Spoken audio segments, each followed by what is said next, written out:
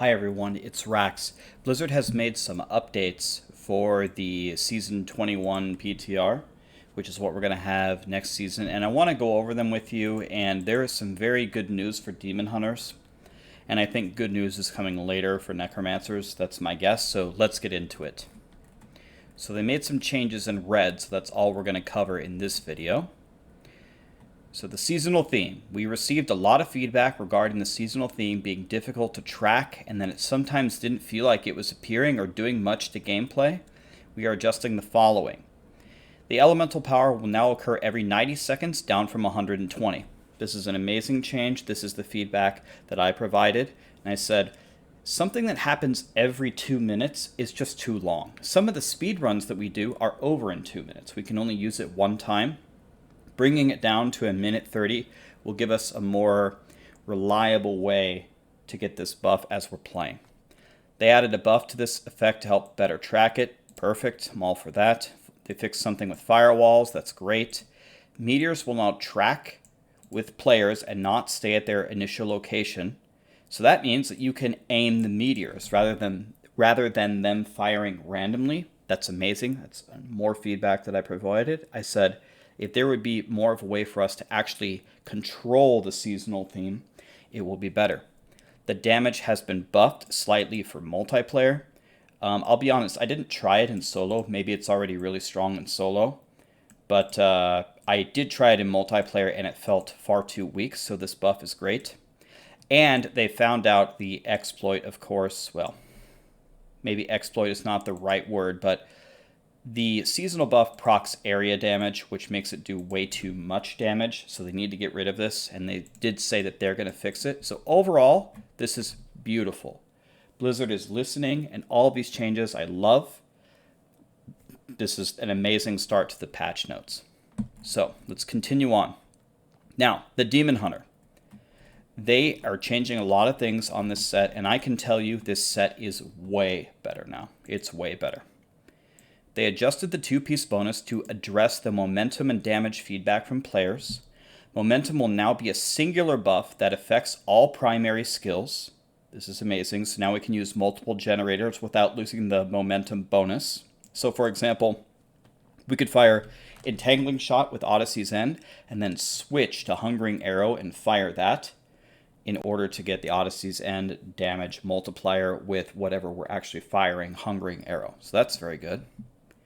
The 2-piece bonus now gives 4 seconds per primary attack, and it lasts 20. This is a huge, huge quality of life increase. It is so much easier now to keep up your momentum stacks than before. Believe me, I tried it before. I played it all day yesterday and all day today. It is 1,000 times better. And momentum stacks will now be applied immediately when using a primary skill instead of when it hits a target. This is probably the most important thing out of all of this. Because the way it used to work is, in the moment when you stop strafing and you fire something, if you didn't hit something, you didn't get the momentum stack and it just killed everything about the build. Now, you get the momentum stack when you fire the primary skill, meaning it doesn't have to hit anything. It makes a huge difference. If you tested it before and tested it after, it makes a world of difference. So this is just summarizing exactly what they set up there. Huge positive change to this set. It feels not quite like a whirlwind barb. It feels like its own thing. It's similar, but you do have to keep your momentum stacks, which adds a little degree of difficulty to it, which is a good thing. But overall, it's much easier to play.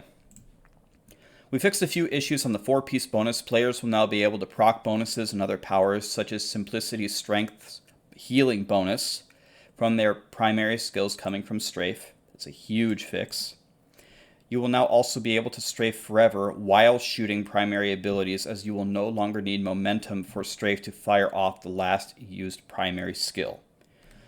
That's a good change. I always try to have my momentum up anyway. So it's a good change. I'll take it, but we're trying to stay at max momentum anyway.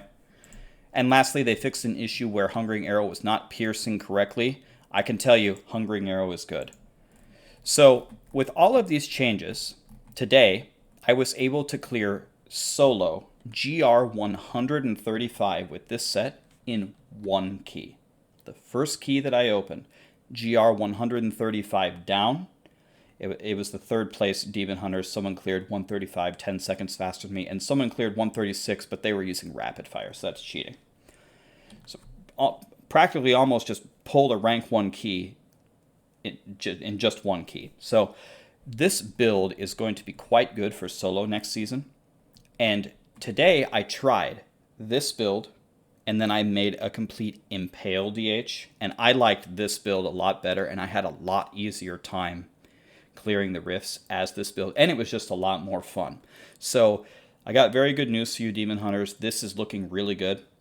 It's also looking very good as potentially an XP meta. So to grind those Paragon levels, you'll be able to play your Demon Hunter as potentially either a damage dealer or a support. And you'll be able to gear up that way throughout all the season. And there may actually be a variant that's actually even better than Rats. So that's going to be music to everybody's ears. I don't think it's going to fit any meta role. We tried it as the meta for a trash clear. It does not do enough damage. We tried it as the RGK. It cannot be the RGK unless there's something huge that we're missing, which I doubt. It's not going to fit any of the end game meta roles, but it will be very good in solo, and it will be probably a part of at least a very good XP meta. So Demon Hunters can be very, very happy. This set is really good now. You got to give Blizzard props. It's just much better. You got to try it for yourself. And of course, I will have a full guide. I'll show you the clear that I did, the solo clear, and I'll have a full guide on how to play it. D3 Planner doesn't have it updated yet, so I can't make the build, so I'm not going to make the build guide until that's available. But I'll show you exactly how to do it, and you're really going to enjoy it. Let's move down to Necro. A lot of these changes, in fact, the Necro doesn't really get many changes here. So they adjusted some non-intended behaviors with Simulacrum. They will now warp to the Necromancer if they move too far away. It only works if the Necromancer is wearing the new set or Haunted Visions. Okay. Simulacrums cannot use Grim Scythe with Haunted Visions or Skeletal Mage unless the Necromancer had either of those abilities when the Simulacrums were created. This is just fixing a bug. FCR in his stream, if you don't know him, he's an amazing player, amazing theory crafter. He summoned 20 mages with a bug here, so they're just correcting that bug. And Final Service now activates before Simulacrum's self-sacrifice. That's to prevent hardcore people from dying from an unintended sequence of events that was just going to leave you dead. So this is going to help the hardcore people. But other than that, we haven't seen any changes to the Necromancer set. Now, probably right now, every Necromancer is just panicking, right? Don't panic. The feedback was given about the Necromancer's set the same way that the Demon Hunters feedback was given. And the Necromancer set was in a much better spot than the Demon Hunter. Now, really, a lot of the functionality of the new Necromancer set worked properly, works well. It's just that the set doesn't feel like it does enough damage, right? Well, I don't know for sure, but I'm guessing that Blizzard is going to increase the power of the set. It just wasn't in this iteration. That's how I'm taking it. I love the Necromancer. You guys know me. You see how many Necromancer clears I had and how many videos I have. I play Necromancer all the time. I have the second most hours on Necromancer of any class, so I love the Necro, and I want it to get some love, but I'm not panicking about this. This is just another iteration of the PTR. So let's see what comes in the future. And remember, we had that unbelievable clear, the rank 1 clear with the Corpse Explosion. Showed you guys that. I will put out the full guide for that again once the D3 Planner is up and running. All right? Well, that's it for this, guys. Demon Hunters on the rise, and I'm also guessing Necromancers will be on the rise. Let's wait until the next iteration to see what changes are coming from the Necromancer set. Thank you so much for watching, and many build guides are coming on the new DH set, which will be solos in the XP meta. And I'll give you an Impale guide. I'll give you a multi-shot guide. I was messing around with that. And of course, the Corpse Explosion Necromancer. And if this set gets buffed for the Necromancer, I'll put out a guide on that as well. Thank you.